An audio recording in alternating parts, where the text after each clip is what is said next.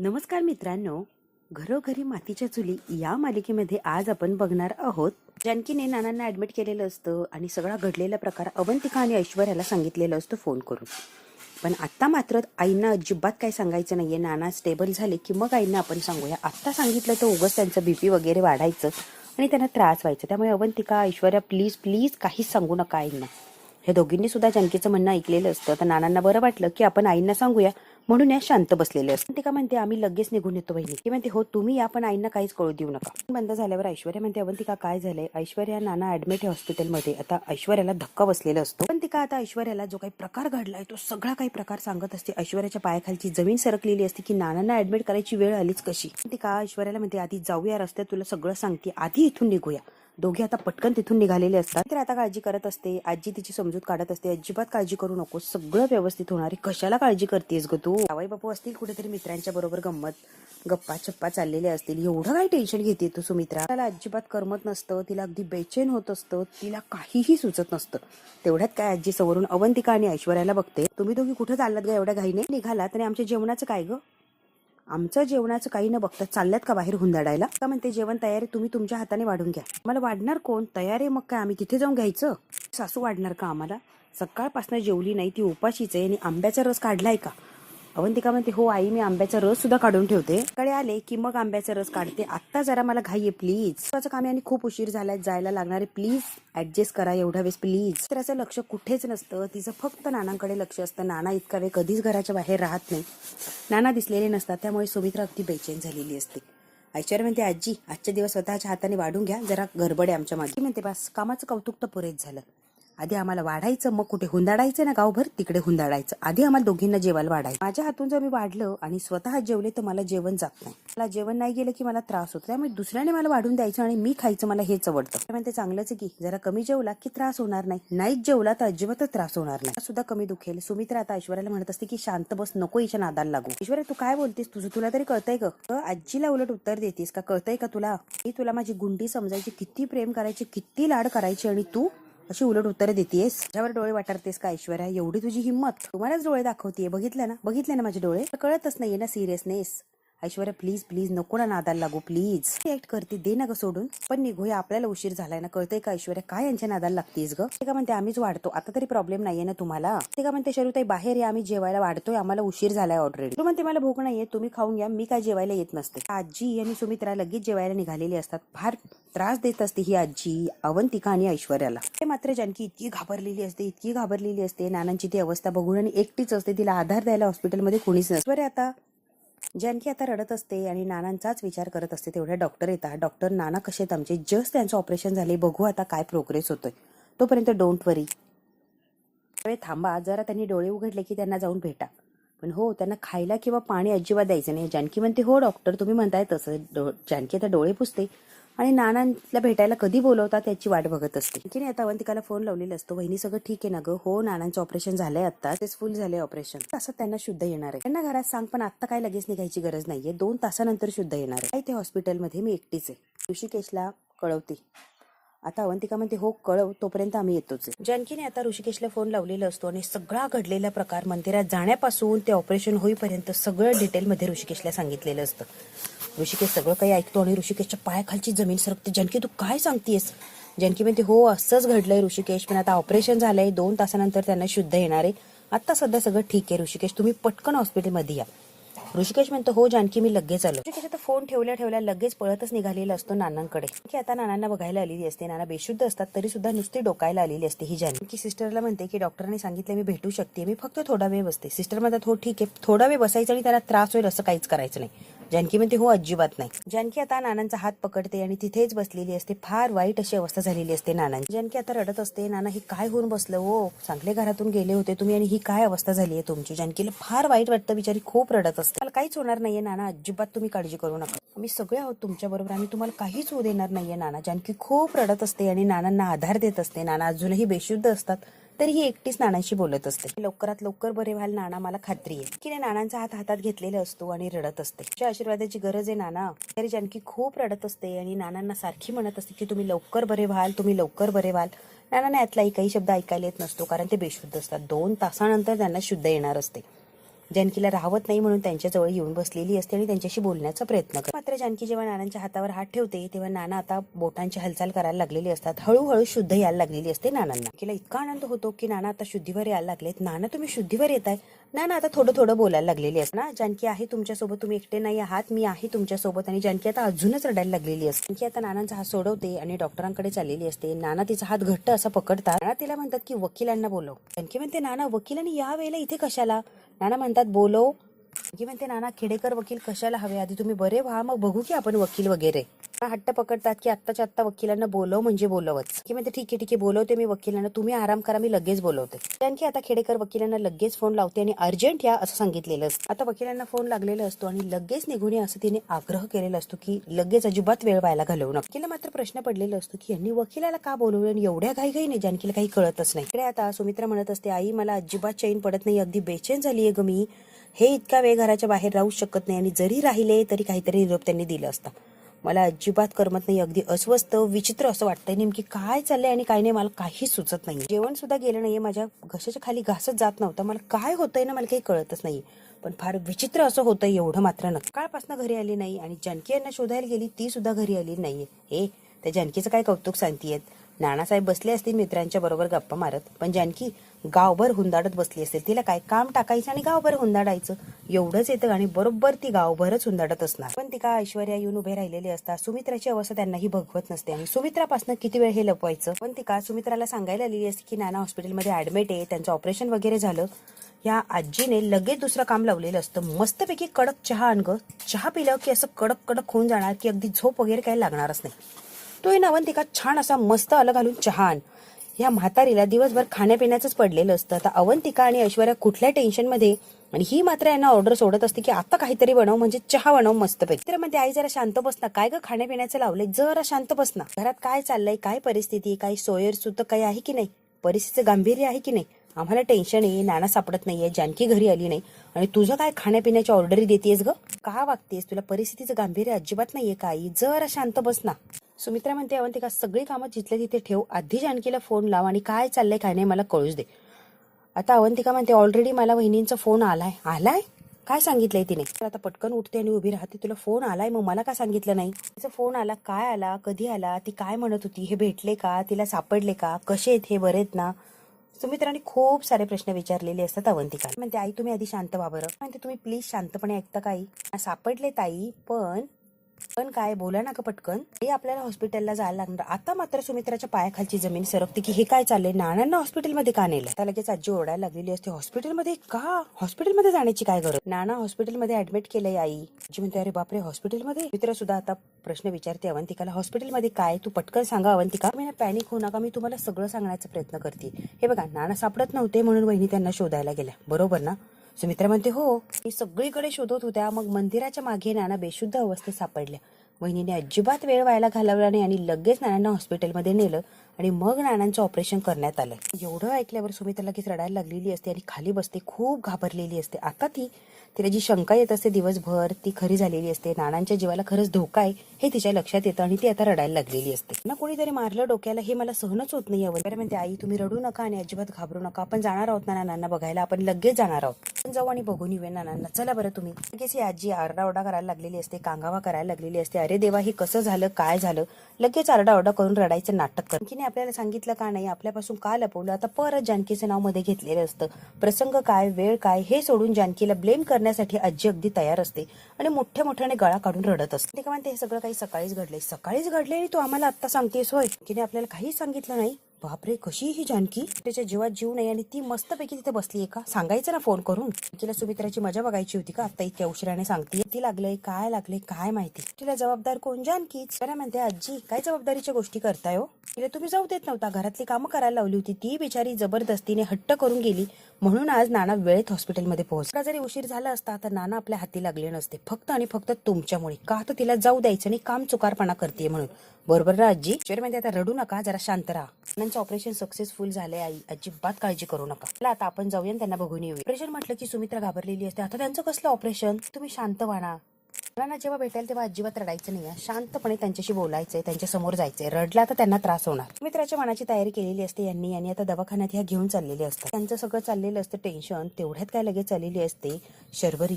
हे काय चालले आणि मी काय ऐकते. शर्वरी लगेच ड्रामा करायला लागते, डोळ्यात पाणी वगैरे आणते, फार टेन्शन आहे असं दाखवते. अवंतिका जानकी वहिनी नानांना हॉस्पिटलमध्ये नेईपर्यंत एवढं काय घडलं ग. फार अशी पॅनिक झाल्यासारखी, दुःखी झाल्यासारखी वागत असते ही शर्वरी आणि नाटकं करत असते. आता आपण सगळेच जाऊया हॉस्पिटलमध्ये. आता हे सगळेच निघालेले असतात नानांकडे हॉस्पिटलमध्ये. नानांनी वकिलाला बोलवलेलं असतं आणि वकिलांशी नानांना आता बोलायचं असतं. की म्हणते वकील साहेब शुद्धीत आल्यानंतर पहिल्यांदा तुम्हालाच बोलवायला लावलंय नानांनी. का बोलवलं नानांनी मला माहित नाही, पण काहीतरी अर्जंट काम आहे असं दिसतं. नाना म्हणता जानकी सॉरी, पण थोडा वेळ तू जरा बाहेर जा. जानकी म्हणते हो हो नाना बसते मी बाहेर. म्हणता जानकी बहिणी प्लीज तुम्ही थोडा वेळ बाहेर बसा, माझं बोलून झालं की मी लगेच आतमध्ये बोलवतो. जानकी म्हणते हो ठीक, काहीच हरकत नाहीये, मी जाते. नाना आता वकिलांना म्हणतात की बसा. वकील म्हणतात हो हो बसतो मी. नाना वकिलाला जे जे काही सांगतात ते वकिलांनी बरोबर फॉलो करायला सुरुवात केलेली असते. तसं तसं वकील आता तयार करत असतो. जे जे काही हवंय बदल ते सगळे काही बदल केलेले असतात आणि वकिलांना सगळे लिहून घ्यायला लावलेले असतात. नानांना कशाचं टेन्शन आहे काय त्यांचं त्यांना माहिती, पण अर्जंट वकिलाला बोलून नानांनी खूप महत्वाचं असं काम केलेलं असतं, तीही पूर्ण. आता तुम्हाला असंच करायचंय ना, विचार करा नाना. हे चेंज होणार नाहीये, लक्षात ठेवा नाना. म्हणतात मला असंच हवंय, काहीच चेंज करायचं नाहीये, मी सांगितलंय ना तसंच करा. काहीच हरकत नाहीये वकील साहेब, मी सांगितलंय ना तसेच तुम्ही बदल करा. तसंही करतोय मी, देताय ना. लिहून वगैरे झालेलं असतं काय बदल हवाय ते सगळं काही बदल केलेलं असतो वकिलांनी. आणि आता शेवट फक्त नानांची सही राहिलेली असते. वकील आता पेन वगैरे देतात आणि नाना इथे सही करा असं सांगतात. त्यांनी सही सुद्धा केलेली असते. नानांचं ऑपरेशन झाल्यावर पहिलं जे महत्वाचं काम असतं नानांनी पूर्ण केलेलं असतं. एवढी कशाची भीती आहे, एवढी कशाची काळजी आहे हे नानांना माहिती. नानांनी मात्र अजिबात वेळ व्हायला घातलेला नसतो आणि कुणी येण्याच्या आधी वकिलाला बोलून सगळं काही अगदी ओके केलेलं म्हणतात. वकील साहेब आता जे बदल केलाय तर कुणालाच काही सांगू नका, वेळ आले की आपोआप कळणारच आहे. वकील साहेब आता काय सांगायची गरज नाहीये, निवांत असं घरी जा, सगळ्यांना सगळ्यांच्या समोर वाचून दाखवा आणि काय ते सगळं क्लिअर होईल. वकील म्हणतात हो नाना मी वेळ बघतो आणि बरोबर घरी जाऊन सगळ्यांना समजावून सांगतो. वकील म्हणतात जानकी वहिनी येतो मी, झालंय माझं काम. जानकी म्हणते धन्यवाद, तुम्ही एका फोनवर इथपर्यंत आलास, खरंच थँक्यू. वकील आता अजिबात वेळ व्हायला घालवत नाही आणि तिथून तो निघून गेलेला असतो. जानकी आता परत नानांची काळजी घ्यायला लागते. त्याची सगळी मंडळी आलेली असतात, सगळी नानांच्या अवतीभोवती येतात, सगळ्यांनाच काळजी वाटत असते नानांची. नानांना बघते आणि वेगळंच काहीतरी विचित्र असं तोंड केलेलं असतं तिने. नानांची अवस्था रडत असते, फार वाईट अशी तिची अवस्था असते आणि डोळे भरून डोळ्यात पाणी असताना ती नानांकडे बघत असते. की म्हणते नाना बघा तर कोण आलंय. आता पॅनिक झालेले असतात, रडत असतात. नानांची ही अवस्था बघून सगळ्यांच्या डोळ्यात पाणी आलेलं असतं. आणखी सगळेच आता रडत असतात आणि हळू आवाजात नानांना सगळे विचारतात की ठीक आहात का तुम्ही. ना मात्र शर्वरीकडे बघत असतात. शर्वरीच्या डोळ्यात पाणी वगैरे काही नसतं, भीती असते. शर्वरीकडे बघितल्यावर त्रास व्हायला लागलेला असतो. नानांना तो प्रसंग सारखा आठवत असतो. फार वाईट वाटत असतं नानांना हे सगळं बघून. तो प्रसंग सारखा आठवत असतो. शर्वरीवर मात्र काही एक परिणाम नसतो. आता जसे शर्वरीला बघतात की लगेच नानांना त्रास व्हायला लागलेला असतो, फार वाईट अशी त्यांची अवस्था होऊन जाते. आता ह्या पळतच गेलेले असतात आणि नर्स आणि डॉक्टरांना बोलवतात. पण या लोकांच्या लक्षात येत नाही की नाना जसे शर्वरीला बघतात तसं नानांना त्रास व्हायला लागलेला असतो. शर्वरी मात्र तिथून अजिबात हलत नाही, समोर नानांच्या उभीच असते. पटकन बघा यांना श्वास घेता येत नाही. की म्हणते यांना श्वास का लागतोय. अहो नर्स बघा की काय झालंय आमच्या नानांना, काय होतंय नानांना बघा तरी प्लीज. चाललेली असते, काही मशिनरी असते ती फिरवत असते, कमी जास्त काहीतरी प्रमाण करत असते. पण नानांना मात्र बरं नसतं, तब्येत अजून बिघडलेली असते, श्वास लागायला लागलेलं असतो. उसने तिच्या पद्धतीने खूप सारे प्रयत्न केलेले असतात नानांना स्टेबल करण्याचे, पण नाना काय स्टेबल होत नसतात. चिडचिड करत असते आणि सगळ्यांना रागवते. इथून लगेच बाहेर व्हायचं, पेशंटला त्रास होईल ना असं अजिबात वागायचं नाही, गर्दी कमी करायची आणि लगेच बाहेर व्हायचे. सगळ्यांना ओरडलेली असती ही नर्स. कायच कोणीतरी थांबायचं आणि बाकीच्यांनी लगेच बाहेर व्हायचे. आता ही सगळ्यांना ओरडते आणि तिथून सगळेच बाहेर काढून दिलेले असतात. तिथे फक्त आता सुमित्रा थांबणार असते. हे सगळेच बाहेर जातात आणि गर्दी कमी करतात. सुमित्रा एकटीच तिथे थांबणार असते नानांच्या जवळ. सुमित्रा म्हणते अहो काय झालंय, असं का करताय तुम्ही, मला श्वास का लागला होता, काय झालंय सांगा की. म्हणतात काहीच नाही. म्हणतात ठीक आहे. सुमित्रा म्हणते खरंच ठीक आहात. हो मी ठीक आहे सुमित्रा. तरी ठीक आहे सुमित्रा, तू काळजी करू नकोस. सुमित्रा आता रडायला लागलेली असते. खरंच काय झालं तर कसं ग सुमित्रा, अहो असं काही अभद्र बोलू नका तुम्ही, रडू नकोस ग. मला म्हणतात रडायची वेळ नाहीये, हळूहळू आता मान्य करायचं आणि स्वतःच्या मनाला समजावायचं की निरोप घ्यायची वेळ जवळ आली आहे. सुमित्रा मध्ये काहीतरी बोलू नका ना तुम्ही, मला त्रास होतोय, का असं बोलताय तुम्ही. मला म्हटलं असतं आता मंदिरात मी तुमच्या बरोबर आले असते ना, तुम्ही का एकटे गेला. त्याचं दर्शन घ्यायला म्हणून गेलो होतो ग. त्याचं दर्शन घ्यायला गेलो, पण देवाने मात्र दुसरं दर्शन घडवलं. त्याच्या मनात काहीतरी वेगळंच होतं सुमित्रा. सुमित्रा म्हणजे काय, तुम्ही काय बघितलं सांगा ना मला, काय बघितलं आणि कशाने तुम्हाला एवढा त्रास झाला. नाही सुमित्रा दे सोडून. तर तुझ्याकडे काही मागितलं तर देशील का ग मला. तर म्हणते असं काय बोलताय तुम्ही, सांगा फक्त. तर तुझा हात हातात असताना मला काहीच होणार नाहीये, उगाच काळजी करू नकोस ग. तरी सुद्धा एखादा विचारायची हिंमत करतोय सुमित्रा, मी तुला विचारतोच आहे आता. माझ्या माघारी आपलं घर, आपलं कुटुंब, माझी माणसं, सगळं काही व्यवस्थित सांभाळशील ना. काही विस्कळीत होऊ देऊ नको, सगळं व्यवस्थित असं सांभाळण्याचा प्रयत्न कर सुमित्रा. सगळ्यांना एकत्र बांधून ठेवण्याचा प्रयत्न कर, सगळ्यांना एकत्र ठेवस तू सुमित्रा. मित्र तू आनंदात राहशील ना ग, सगळ्यात महत्वाचं आहे. तू आनंदात राहशील तर मला बरं वाटणार आहे. तुझं दुःखात राहणार असेल तर मला बरं वाटणार नाहीये. हे असं का बोलताय निरोपाची भाषा, यामुळे सुमित्राला फार त्रास होत असतो. आणि सुमित्रा म्हणते असं विचित्र अभद्र तुम्ही का बोलताय, तुम्हाला बरं वाटू द्या, मग काय बोलायचं ते बोला, आता सध्या काही बोलू नका. सुमित्रा चिडलेली असते आणि नानांना म्हणते तुम्ही शांत बसता का असं बोलताय आणि माझ्या जीवाला घोर लावताय. सुमित्रा रडत असते, तसे नानाही रडायला लागलेले असतात. सुमित्राला आता सगळं काही विचित्र असं वाटायला लागलेलं असतं. त्यानंतर काय करायचं काय नाही हा विचारच मी कधी केलेला नाही. आणि तुम्ही ही कसली भाषा वापरताय, तुम्ही माझ्या हातात हात दिलाय ना, हा शेवटपर्यंत माझ्या हातात राहणार आहे आणि तुमच्याशिवाय मी जगणं अशक्य आहे. रडत असते, हे बघा असं काही बोलू नका तुम्ही, तुमच्याशिवाय मी जगू शकत नाहीये. आधी मी गेले तर मला चालेल, पण तुम्हाला मात्र मी आधी गेलेलं बघणार नाही. आणि प्लीज असं काही बोलू नका ना तुम्ही. सुमित्रा रडत असते आणि नानांना म्हणते असं काही बोलू नका, चांगलं बोला ना तुम्ही, मला काहीच होणार नाही, असं परत बोलायला जाऊ नका, मला त्रास होतोय. पुढे सुद्धा प्रेम करू नये एखाद्यावर की जीव अडकून राहील. तू का असं वागते सुमित्रा, नको माझ्यावर एवढा जीव लावूस. सुमित्रा म्हणते बंद करा ना ही बडबड, काय वाटतेल ते बडबडच सुटलात. माझ्या मनाचा काही विचार आहे की नाही, तुम्ही का असं बडबड करताय, तुमचं तुम्हाला तरी कळतंय का. सुमित्रा आता खूप रडत असते, पॅनिक झालेली असते आणि नाना जे बोलतात त्याच्याने तिला भीतीही वाटत असते. म्हणून ती नानांना सारखं म्हणते प्लीज तुम्ही काहीच बोलू नका, शांत राहा ना जरा, चांगला विचार करा, सगळं चांगलंच होणार आणि सगळ्यात महत्वाचं लवकरात लवकर बरे होऊन तुम्ही घरी येणार आहात. नाना म्हणतो हो सुमित्रा मलाही तसं आवडेल ग घरी यायला. नाना म्हणतात मी घरी यायला तयार आहे, पण एका अटीवर. सुमित्रा डोळे पुसते, सावरते आणि म्हणते सांगा तुम्हाला काय अट आहे, मी सगळ्या अटी मान्य करते. पुढे देवदर्शनाला तू कधीच एकटी जाणार नाही, कायम मला घेऊन जाणार, मी तुम्हाला सोबत घेऊनच जाईल. तर चाललेली असते. सुमित्राला म्हणते बाहेर जा, त्यांना जरा आराम करू द्या, जा बाहेर. सुमित्रा आणि नाना आता एकमेकांच्या हातात हात घेतलेला असतो. आता सुमित्राला बाहेर जाऊन काढण्याची वेळ आलेली असते. सिस्टर म्हणते लगेच बाहेर व्हायचं, यांना शांत आणि आरामाची गरज आहे. सुमित्रा म्हणते मी येते, मी बाहेरच आहे, तुम्ही तुमची काळजी घ्या, काहीच होणार नाहीये, मी बाहेर उभी आहे, मी लगेच, तुम्ही आवाज दिला की मी लगेच येईल. त्यांना कसं तरी व्हायला लागलेलं असतं. सुमित्रा म्हणते काही हवंय का सांगा बरं तुम्ही. म्हणतात नाही ग मला काहीच नकोय. सुमित्रा म्हणते तुम्ही आता आराम करा, कसलीच काळजी करू नका. म्हणतात नाही मी कसली काळजी करत नाहीये. सुमित्रा म्हणते फक्त आराम करा, आहे तुमच्यासोबत कायम, तुम्ही एकटे नाही आहात. आणि तोंडाला मास्क वगैरे परत लावलेलं असतं आणि नाना आता डोळे मिटून आराम करतात. आता माघारी चाललेली असते कारण तिला बाहेर बसायला लावलेलं असतं. सिस्टर रडतच चाललेली असते, तुम्ही लवकर बरे व्हा आणि घरी या, मी तुमची वाट बघतीये, लवकरात लवकर तुम्हाला बरं व्हायचंय आणि घरी यायचंय.